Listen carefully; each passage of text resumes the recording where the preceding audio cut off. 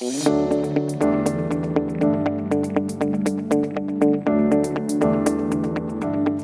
we're going to be talking about genetic engineering. Genetic engineering is really important because it allows us to modify organisms and insert new DNA. Today, we're going to be taking an E.Coli bacteria and inserting a plasmid that will allow it to express green fluorescent protein. So let's get started. So when we do a genetic transformation experiment, it's really important that everything is set up and ready to go, because once you get started, there is no stopping this thing. So what I've got here is inoculation loops, sterile.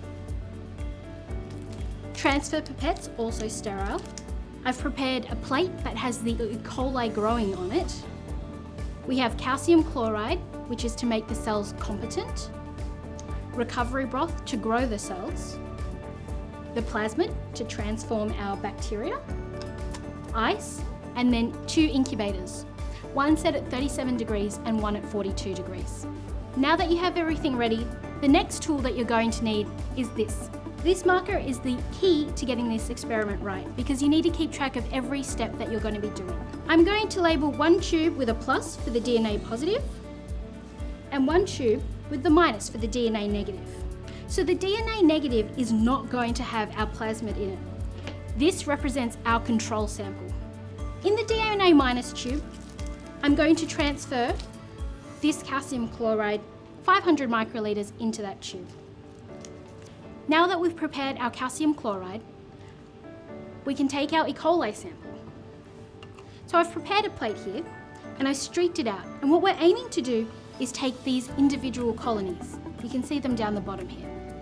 We're going to aim to take 15 colonies with our inoculation loop. And we're going to transfer it into our calcium chloride. What we want to do is suspend the cells in this solution. And I do this by swizzling my inoculation loop.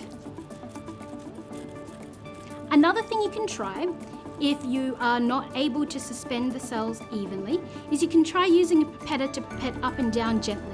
That'll break down the big chunks of cells.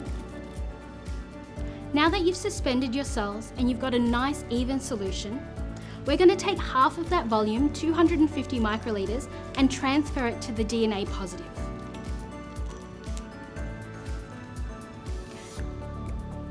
Now, this is the point where our control and our experimental sample will diverge. What I'm going to do is I'm going to add 10 microliters of plasmid to my DNA positive tube. So now we've prepared our samples. Now that we have our samples, the positive with the plasmid and the negative without the plasmid, we're ready to do our transformation. So we're going to do a transformation method called heat shock.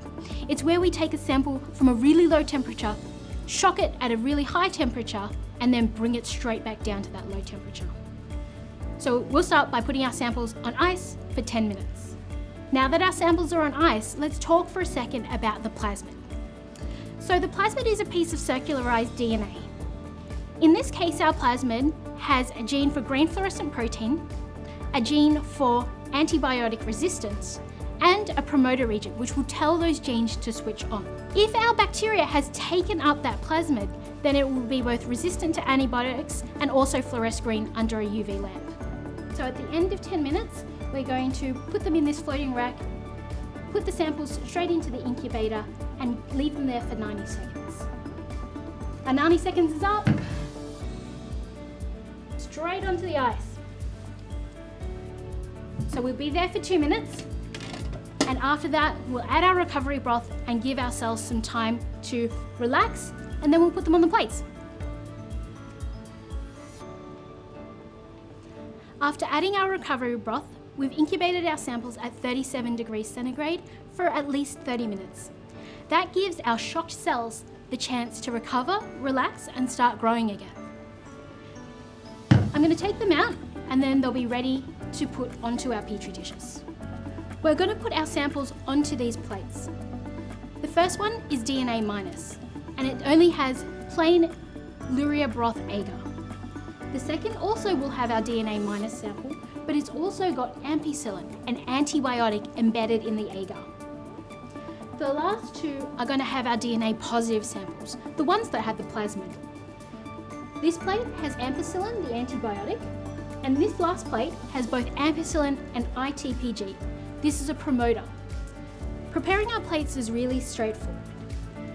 I take the plate that I'm going to load my sample onto, make sure I select the correct corresponding sample, DNA minus and DNA minus, and then I'm going to take a transfer pipette. I'm going to transfer half of that sample onto the plate. So that's 250 microliters. Then I'm going to take my inoculation loop and gently use it to spread the sample all across the surface. Now that we've done one, we can do the same for all the other samples. We've plated up all of our E. coli samples, and now we're going to incubate them at 37 degrees. These will stay in the incubator overnight, and we'll review our results tomorrow. So now that we've waited 24 hours, you should be able to see individual colonies on the plate. But you can see I've only got one plate, I haven't got the other 4 today. And the reason is because I actually want you to figure out and find out those results yourself. I'd love you to make a hypothesis and determine what you think would be growing on each of those plates. But what I am going to show you is what green fluorescent protein is going to look like when it's expressed in E. coli. There you have it. Now you have all my tips and tricks for getting good genetic transformation. I hope you give it a go yourself.